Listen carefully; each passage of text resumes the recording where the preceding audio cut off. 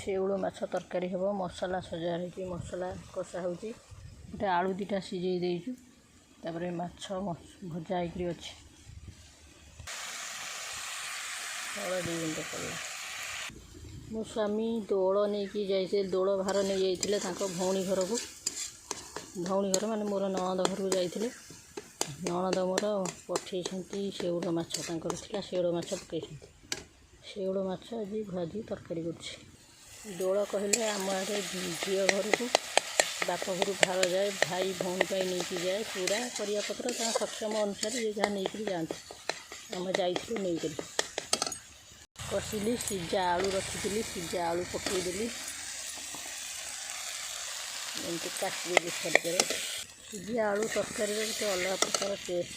ସେଥିନେଇକି ଆଜି ସିଝା ଆଳୁ ସିଝେଇକରି ମାଛ ପକାଇଦେଲି, ସିଝେଇଦେଲି। ଆଳୁ ସିଝି ଯେତେବେଳେ ମାଛ ପକାଇଦେଲି, ଖାଲି ଫୁଟିଲେ ତରକାରୀ ହେଇଗଲା।